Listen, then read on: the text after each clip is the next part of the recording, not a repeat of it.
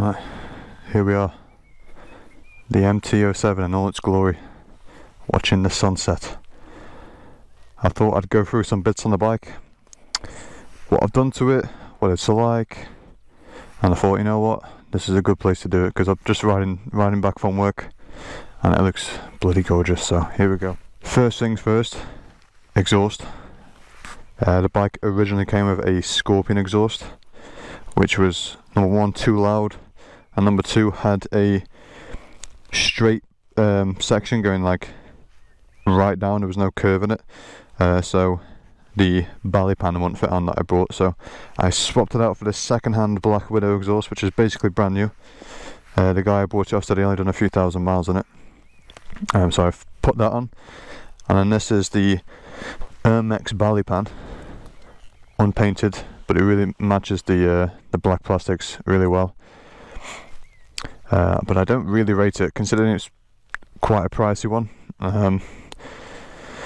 Putting it together was a bit of a nightmare. The instructions were fucking next to useless, and the overall finish, I mean, it does look nice, but it's not like these are a bit fiddly. These sometimes pop out and you have to unscrew them and put them back in.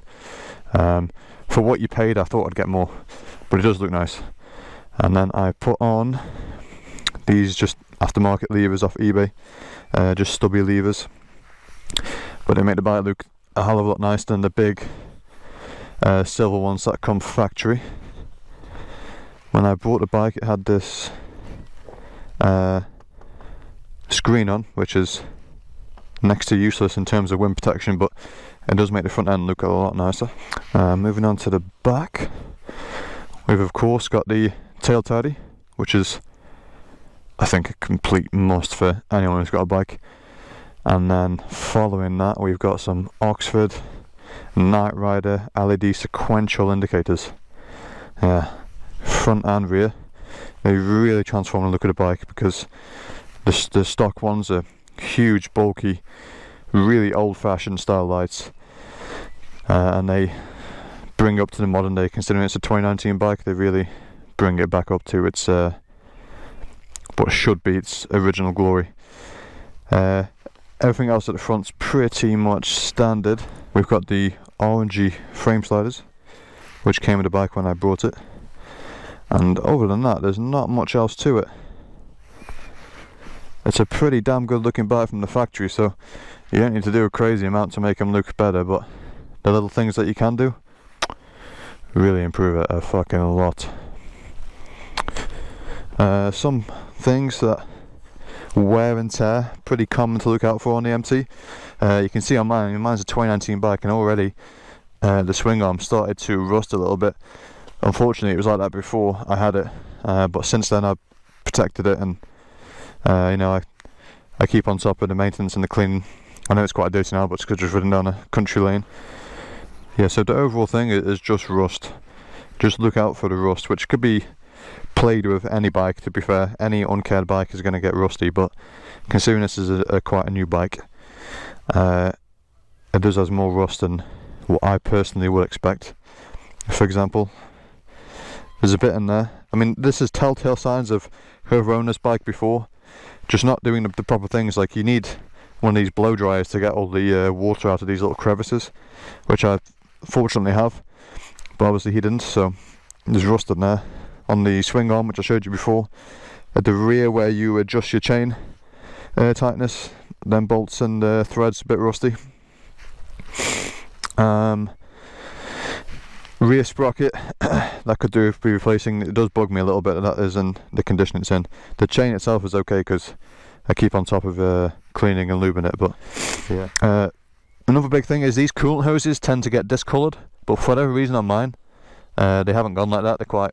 They look quite nice still, but I do spray every time I wash it. Normally after I wash it, I do spray like a protective sealant on there, which makes it easy to clean next time, and also it's kind of like a back to black thing. Just don't get it on your tyres and your brakes, obviously, all that stuff. But other than that, it's a great bike. I mean, as you can see in my review before, it's a lot of damn fun. Like, you don't need to be doing crazy breakneck speeds to get the most out of it. You can really open it up in most gears and take it to the top of the range. which ironically isn't where this bike performs well. Really, low to mid power is peak with the amount of torque it's got, and that's when the noise sounds optimal as well. But yeah, it's a fantastic bike, and we might as well take the opportunity to start her up. Here we go.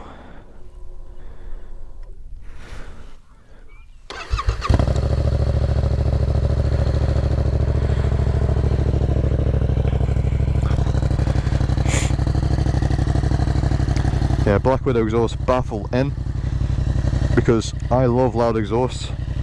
I've had plenty of cars with stupid loud exhausts on, and even my 125 had a loud exhaust, but this bike with the baffle out, to me,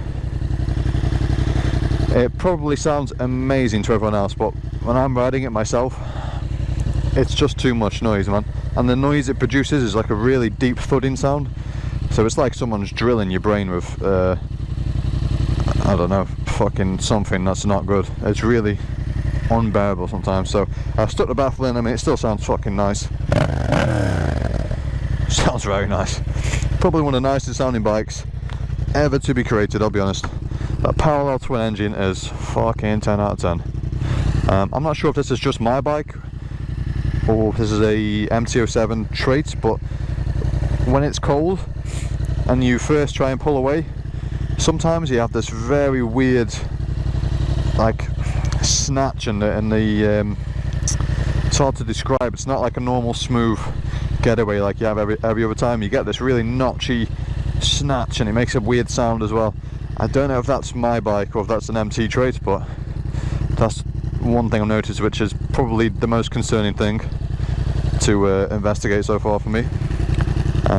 The only reason I am considering, and I would ever consider swapping this bike so soon anyway, because I've not had it for too long. I passed all my tests in the end of last year, so that's since I've had it. So I've had it a good few months. But bear in mind, these are the only few months where it's been like this, where it's gorgeous outside. It's like 6 o'clock at night, orange skies, 17 degrees. It's felt like a really long winter, I can't lie. Really long, boring, depressing winter, but this makes up for it. But yeah, like I was saying, the only reason I would ever consider getting rid of it or swap it is just because I am quite a big guy, and it is, as much as I continue to say you can definitely ride this bike at my size and weight, which is 6'5", 100 kg if you didn't get it from the last video, I think I would just prefer something slightly bigger.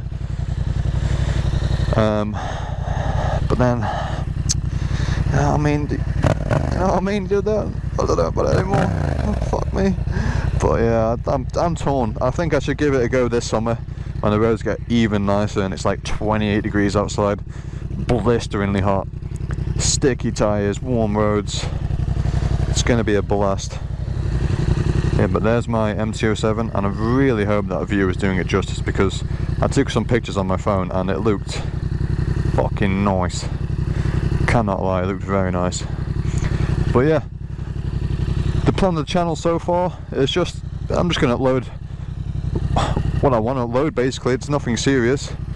I'm having a lot of audio issues at the minute. I mean, if anyone could help me out, basically I've got the GoPro Hero 7 Black and the purple Panda setup, which everyone raved about, but for whatever reason when I'm on the bike there's some weird interference. It sounds like when you first plug in a like a 3.5mm jack to an audio thing and you get that little crackle. That's what it sounds like when you go over a certain speed or it's particularly windy, which is very annoying because obviously, yeah, I mean, you get a lot of wind, so I need to suss that out. If anyone can help me out. I've put some black gaffer tape around all the connections, put fucking loads of it around there, and it still did it.